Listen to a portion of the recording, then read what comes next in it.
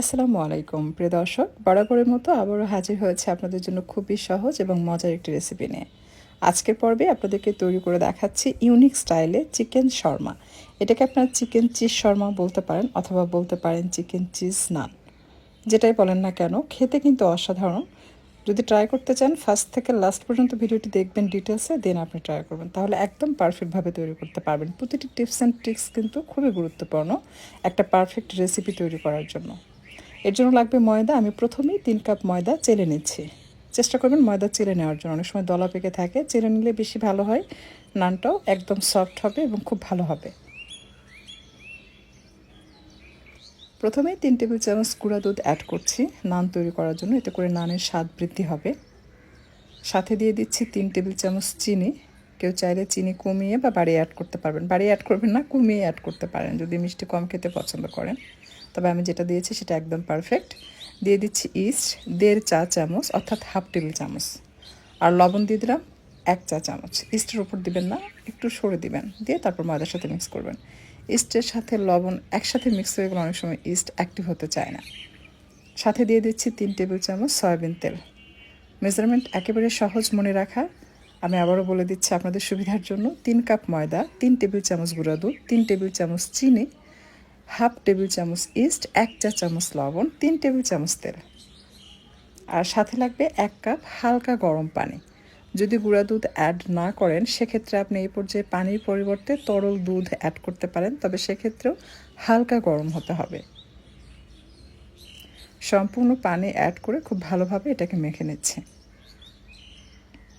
এরকম পর্যায়ে যখন চলে আসবে, সেই পর্যায়ে আবারও 1 টেবিল চামচ তেল দিয়ে এটাকে খুব ভালোভাবে মেখে নিতে হবে।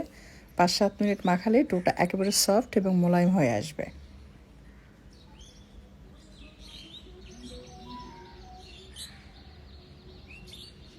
অনেকেই বলেন যে নানের এই যে ডো, এটা ফোলে না। এটা আসলে মাখানোর উপর নির্ভর করে।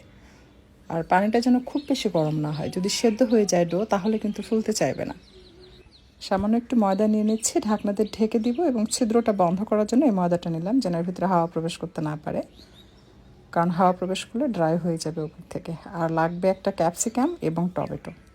ক্যাপসিকাম শুকিয়ে গিয়েছে, আমি ফ্রিজে রাখি নাই, বাইরে ছিল। ক্যাপসিকাম এবং টমেটোকে ভালোভাবে ওয়াশ করে নিতে হবে। ওয়াশ করা হয়ে গেলে এটাকে আপনি আপনার পছন্দ মতো কেটে নিতে পারেন। আমি আমার পছন্দ মতো কেটে নিলাম। এখন এটা একপাশে রেখে দিচ্ছি। 10 মিনিট পর ময়দাটাকে আমি আবারও একবার খুব ভালোভাবে মেখে নেব। এতে করে নান বা ব্রেড যেটাই তৈরি করেন না কেন, সেম ডো দিয়ে আপনি কিন্তু পিৎজার যে পিটা ব্রেড সেটাও তৈরি করতে পারবেন, নান তৈরি করতে পারবেন, শর্মার যে রুটি সেটা তৈরি করতে পারবেন, পাশাপাশি এটা দিয়ে কিন্তু আপনি ব্রেডও তৈরি করতে পারবেন। তো খুবই ভালো হয় আর কি, আপনি যদি 2বার এটাকে মেখে নেন।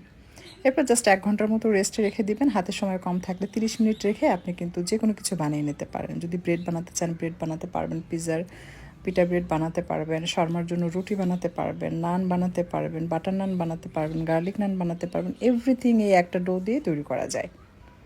পরিমাণ মতো ডো নিয়ে আমি প্রথমে এটাকে গোল করে তৈরি করে নিচ্ছি। সবগুলো গোল করে তৈরি করে নিয়ে জাস্ট এভাবে প্লাস্টিক র্যাপার দিয়ে কিছুক্ষণ ঢেকে রাখবেন, তারপর রুটি বেলবেন, তাহলে রুটি বেলতে সুবিধা হবে। আর সাথে সাথে গোল করে তৈরি করে যদি সাথে সাথে বেলতে যান, সেক্ষেত্রে রুটি বেলে যখন ছেড়ে দিবেন, সেটা কিন্তু রাবারের মতো আবারও ছোট হয়ে আসবে। আমি আজকে স্টিলের এই প্লেটে বেক করব, ইলেকট্রিক ওভেনে। ইলেকট্রিক ওভেনে কিন্তু স্টিলের পাত্রে বেক করা যায়, বাট মাইক্রো ওভেনে কিন্তু বেক করা যায় না। মাইক্রো ওভেনে যদি বেক করতে চান, তাহলে কিন্তু স্টিলের পাত্রে আগুন ধরে যায়। এই বিষয়টা ক্লিয়ার করা জরুরি, তাই কিন্তু আমি এই বিষয়টা আপনাদের সাথে ক্লিয়ার করলাম। যারা নতুন রাঁধুনি বা ব্যাচেলর হয়তো জানেন না, তারা সচেতন থাকবেন, এই বিষয়টা অবশ্যই খেয়াল রাখবেন। তো বাটার খুব ভালোভাবে আমি স্টিলের প্লেটে এই জন্য লাগিয়েছি, যেন আমি বেক করার পর সহজেই এটা উঠিয়ে নিতে পারি এবং নিচে থেকে যেন লেগে না যায়। এরপর জাস্ট রুটি বেলে নিচ্ছে। এটা একটু মোটা করে বেলতে হবে, খুব বেশি বড় রুটি বেলার দরকার নেই, জাস্ট মিডিয়াম সাইজের একটা রুটি তৈরি করে নেবেন। আমি ওভেনে এবং চুলায় 2 জায়গাতেই করে দেখাবো। যাদের ওভেন নেই, তারা কিন্তু চাইলে চুলাতেও এটা বানিয়ে নিতে পারবেন।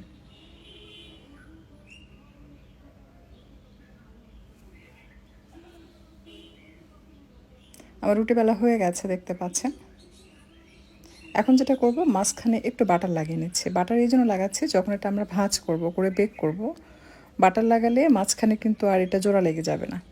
আর যদি বাটার না লাগান, এভাবে ভাঁজ করে দেন, তাহলে কিন্তু যেটা হবে আপনি বেক করার পর দেখবেন ভিতরে জোড়া লেগে যাবে। তো বাটার এটাকে আলাদা রাখতে সাহায্য করবে। সো অবশ্যই রুটির উপরে এভাবে একটু বাটার লাগিয়ে নেবেন, তারপর যেটার উপরে বেক করবেন সেটার উপর রেখে জাস্ট এভাবে ভাঁজ করে দিবেন। তো এভাবে সবগুলো তৈরি করে নিতে হবে।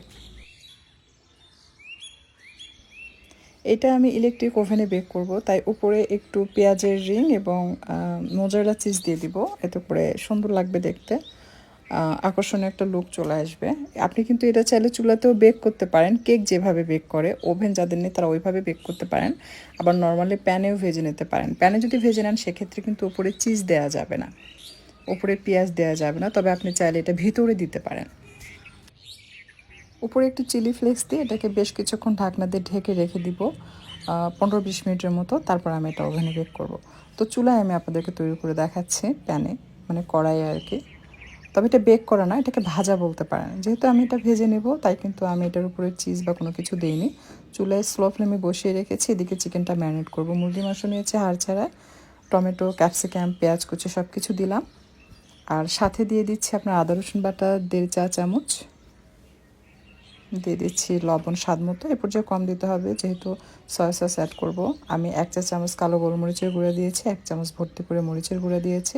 সয়া সস দিয়ে দিলাম 1.5 টেবিল চামচ অথবা 2 টেবিল চামচের মতো হবে। সামান্য ভিনেগার দিয়েছি, খুব বেশি দিবেন না তাহলে টক লাগবে। ধনিয়ার গুঁড়া দিলাম 1 চা চামচ এবং গরম মশলা গুঁড়া দিয়েছি 1 চা চামচের একটু কম। সব কিছু খুব ভালোভাবে মিশিয়ে নিচ্ছে। হাতে সময় থাকলে ম্যারিনেট করে রেখে দিতে পারেন আধা ঘন্টার জন্য। যদি হাতে সময় না থাকে সাথে সাথে এটাকে মিক্স করে আপনি ফ্রাই করে নিতে পারবেন। খুব ভালোভাবে মিক্স করে নিয়েছি। এই পর্যায়ে আমি সামান্য তেল দিয়ে দিচ্ছি এটার সাথে। তেল দিয়ে এটাকে মিক্স করে রেখে দিচ্ছি। আর এদিকে আমাদের এটা কিন্তু দেখতে পাচ্ছেন বেশ ফ্লাফি হয়েছে। এখন আমি উল্টিয়ে দিচ্ছি। তো যে প্যানটা একদম প্লেন সেটাতে আপনারা করবেন। আমার এই প্যানটা ছিল মাঝখানে একটু উঁচু, সাইডগুলো একটু নিচু, যার কারণে এরকম হয়েছে। যদি প্লেন হয় তাহলে নিচের অংশটা খুব সুন্দরভাবে একই সমান হবে এবং দেখতেও সুন্দর আসবে, একই সমানভাবে কালার আসবে। তো এটা উল্টিয়ে পাল্টিয়ে জাস্ট ভেজে নেব। আপনারা চাইলে কিন্তু ওই যে বলছিলাম যে মাঝখানে যখন আমরা বাটার দিয়েছি ওইখানে কিন্তু আপনি পেঁয়াজ এবং চিজ দিতে পারেন যদি এভাবে প্যানে করেন। সেক্ষেত্রে ভিতরে ওইটা দিয়ে বেক করে তার ভিতরে আপনি চিকেনের পুর দিয়ে সার্ভ করতে পারবেন।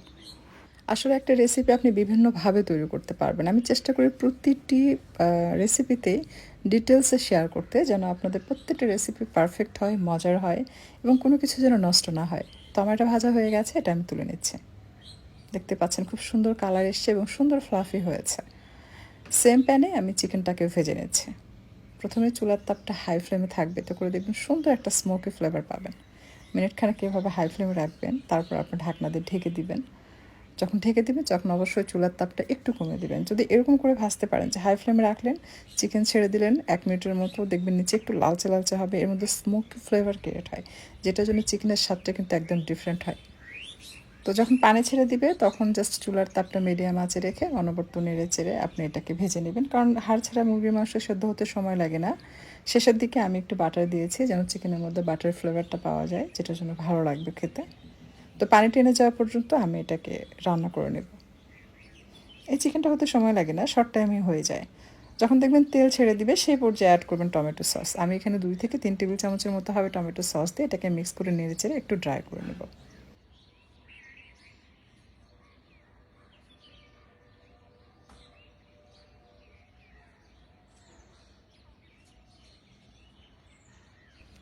তো আমার এটা হয়ে গেছে। বাকি যে মেয়োনিজগুলো রয়েছে সেগুলো আমি চিকেনের উপর দিয়ে এটা জাস্ট গুলে রেখে দিচ্ছি। আমার এটা হয়ে গেছে, চুলা থেকে নামিয়ে নিব। এখন আমি আপনাদেরকে শর্মা তৈরি করে দেখাচ্ছি। যেটা চুলাতে তৈরি করেছে সেটা প্রথমেই আপনাদেরকে তৈরি করে দেখাচ্ছি। এখন সাজানোর পালা। প্রথমেই দিয়ে দিচ্ছি গ্রিল চিকেন সস। এটার রেসিপি অলরেডি আমার চ্যানেলে শেয়ার করা আছে, ডিসক্রিপশন বক্সে লিঙ্ক দিয়ে দিব, কেউ চাইলে ওইটা দেখে সেম টু সেম ফলো করে বানিয়ে নিতে পারেন। আর দিয়ে দিচ্ছি সেই রান্না করে রাখা চিকেন, একটু বেশি করে দিচ্ছি। আর দিয়ে দিব শসা। আমি খুব সিম্পলভাবে ডেকোরেশন করে দেখিয়েছি, তবে আপনারা এটাকে আরও বেশি স্পেশাল করে পরিবেশন করতে পারেন। এটার মধ্যে আপনি ক্যাবেজ দিতে পারেন বা গাজর কুচি দিতে পারেন, সাথে আপনি কাঁচা ক্যাপসিকাম ইউজ করতে পারেন, একটু কাঁচামরিচ কুচি দিতে পারেন, কাঁচা পেঁয়াজ দিতে পারেন, একটু টমেটো সস দিতে পারেন। আপনারা আপনাদের পছন্দ মতো মানে যে কোনোভাবে ডেকোরেশন করে আপনি পরিবেশন করতে পারেন, সাথে লেটুস পাতাও দিতে পারেন। তো এটা খেতে কিন্তু খুবই মজার হয়, কেউ চাইলে ট্রাই করতে পারেন। বড় একজনের জন্য একটা শর্মায় যথেষ্ট, একটা খেলে পেট ভরে যাবে। ছোট ছোটদের লাঞ্চ বক্সে দিতে পারেন বা স্কুলের টিফিনে দিতে পারেন, বড়দের লাঞ্চ বক্সে দিতে পারেন, বিকালে মেহমান আসলে পরিবেশন করতে পারেন, দেখবেন সবাই খুব পছন্দ করবে। আর এটা আমি ইলেকট্রিক ওভেন থেকে বের করলাম, আমি 220 ডিগ্রি সেলসিয়াস তাপমাত্রায় মাঝের তাকে দিয়ে বেক করেছি 10 থেকে 12 মিনিটের মতো। ওপরে নিচে দুই দিক থেকে কিন্তু তাপ দিতে হবে এবং প্রথমে 10 মিনিটের মতো ওভেনটাকে গরম করে নেবেন, তারপর এটা বেক করবেন। তো বাটার দেওয়ার জন্য এই যে দেখতে পাচ্ছেন মাঝখানে কিন্তু জোড়া লাগেনি, খুব সুন্দরভাবে আলাদা করা যায়। তবে দুইটার টেস্ট কিন্তু দুই রকম, যেটা চুলাতে তৈরি করবেন সেটার স্বাদ একরকম, আর যেটা আপনি ওভেনে এইভাবে বেক করবেন উপরে চিজ দিয়ে, এইটার টেস্ট কিন্তু আবার একটু ডিফারেন্ট হয়। এটাতে যেহেতু চিজ এবং পেঁয়াজ, উপরে চিলি ফ্লেক্স ব্যবহার করা হয়েছে, যার কারণে এটা অনেকটা পিৎজার মতো মনে হয়। আশা করছি আজকের এই ইউনিক রেসিপিটি আপনাদের কাছে ভালো লেগেছে। যদি ভিডিওটি ভালো লাগে লাইক, কমেন্ট এবং শেয়ার করবেন। আর এরকমই সহজ এবং মজার মজার সব রেসিপি পাওয়ার জন্য আমার চ্যানেলটি সাবস্ক্রাইব করে নিয়মিত চ্যানেলের সাথেই থাকবেন আশা করছি। আমি সবসময় চেষ্টা করি আপনাদের জন্য নিত্য নতুন রেসিপি শেয়ার করার জন্য। তাই আপনারা যদি আমাকে সাপোর্ট না করেন সেক্ষেত্রে কিন্তু আমি কাজের উৎসাহ হারিয়ে ফেলি। তাই আপনাদের support, like, comment, share, subscribe আমার জন্য কিন্তু খুবই গুরুত্বপূর্ণ। একটা ভিডিও তৈরি করতে 7-8 ঘন্টা পরিশ্রম করে তারপর আমি আপনাদের জন্য ভিডিওটিকে শর্ট করে তারপর শেয়ার করি যেন আপনাদের সময় বাঁচে। সো সেদিক থেকে আপনারা একটু চিন্তা ভাবনা করে জাস্ট শেয়ার করবেন, কারণ একটা শেয়ার করতে কিন্তু 1 সেকেন্ডও লাগে না, বাট অনেক পরিশ্রমের পর এরকম একটা ভিডিও তৈরি করা সম্ভব হয় আপনাদের জন্য। ধন্যবাদ সবাইকে এতক্ষণ আমার ভিডিওটা দেখার জন্য। আজকের মতো বিদায় নিচ্ছি, আবারও চলে আসবো পরবর্তীতে আপনাদের জন্য নতুন কোনো রেসিপি নিয়ে। ভালো থাকবেন সবাই, আল্লাহ হাফেজ।